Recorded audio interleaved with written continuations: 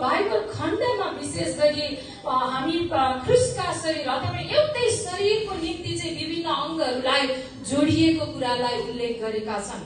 That means that God chose what members to put together.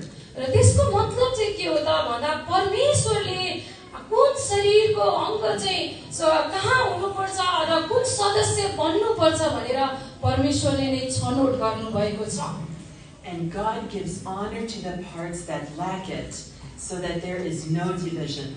र परमेश्वरले नै त्यो शरीरको अङ्ग जुन चाहिँ कम महत्त्वको देखिन्छ त्यसलाई नै बढी वास्ता र आदर दिनुभएको छ ताकि त्यसमा कुनै विभाजन नहोस्।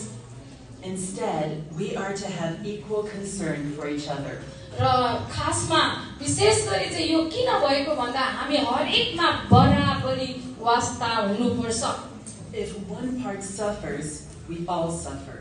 एउटा शरीरको अङ्गमा कष्ट पर्यो भने हाम्रो सबै शरीर नै कष्टमा पर्छ। If one part is treated unfairly, we are all treated unfairly. र एउटा शरीरको अङ्गलाई असमान व्यवहार गरियो भने पुरै शरीर नै असमान हुन्छ। If one part is honored, we all rejoice with it. र एउटा शरीरको अङ्गलाई सम्मान प्रदान गरियो भने पुरै शरीरले नै सम्मान पाउँछ।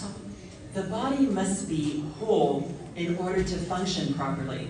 र एउटा शरीरका अङ्गहरू चाहिँ पूर्ण रूपमा संयुक्त हुनुपर्दछ ताकि त्यो शरीरले सम्पूर्ण रूपमा काम गर्न सकोस्।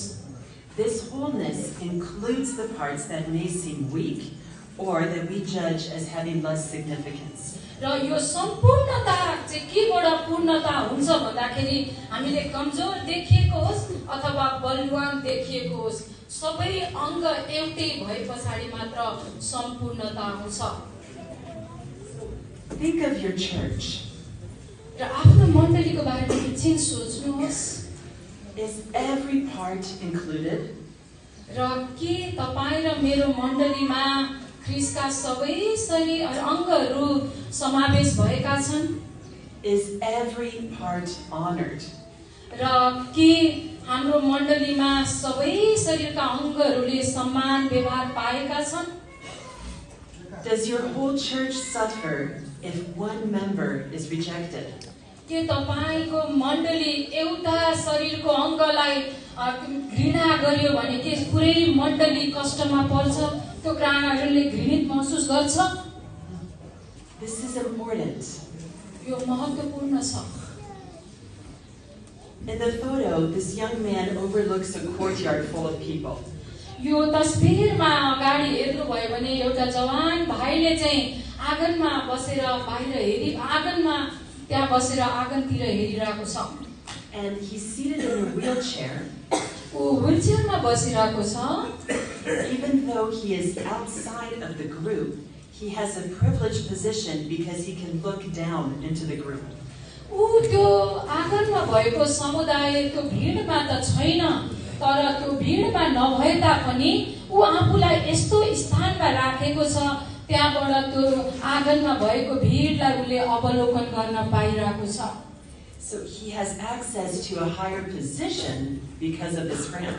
र ऊ अझ एउटा उच्च स्थानमा त्यो र्याम्पको कारणले छ। When this building was constructed, the builder wanted the ramp on the outside. र यो भवन जब निर्माण गर्ने कुरा भयो, यो भवन निर्माण गर्ने बेलामा भवन निर्माणकर्ताले चाहिँ यो र्याम्पलाई चाहिँ भित्रबाट राख्नुपर्छ भनेर भन्नुभएको थियो। But Bikash decided that it needed to be right in the middle of the courtyard. यो हाम्रो सुन्दर ढोकाको भवन हो र विकास भाइले चाहिँ र्याम्प चाहिँ भित्र लगेर राख्नु हुँदैन, यो चाहिँ बाहिर आँगनबाट हुनुपर्छ भनेर भन्नुभयो। You see, access is not about a physical location.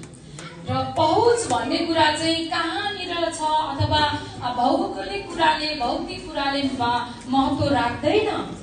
It's about the heart. र पहुँच भन्ने कुरा चाहिँ हृदयको कुरा हो। This pictures of a building in my village. र यो तस्बिर चाहिँ मेरो गाउँमा भएको एउटा बिल्डिङको तस्बिर हो। And this building is 500 years old. र यो बिल्डिङ चाहिँ 500 वर्ष पुरानो बिल्डिङ हो। There is no wheelchair access. यसमा व्हीलचेयर जाने ठाउँ छैन। The very sad thing is that there's also no people in this building. र व्हीलचेयर जाने ठाउँ मात्र होइन, अर्को दुःखको कुरा चाहिँ के छ भने यो भवनमा मान्छे पनि छैन। Brothers and sisters, in my village, we might have buildings of stone that were built a long, long time ago, but if we don't have a heart for knowing Jesus and serving Him, these buildings are empty. प्रिय मित्रहरू, मेरो गाउँमा यस्ता भवनहरू छन् जो ढुङ्गाले बनाएका, सुन्दर र धेरै वर्ष अगाडि बनाएका छन्। भवनहरूको उपस्थितिले केही गर्दैन जबसम्म त्यहाँ चाहिँ प्रभुलाई आराधना गर्ने मान्छेको उपस्थिति हुँदैन। More than open eyes, we need open hearts. खुल्ला आँखा भन्दा खुल्ला हृदयको खाँचो छ। So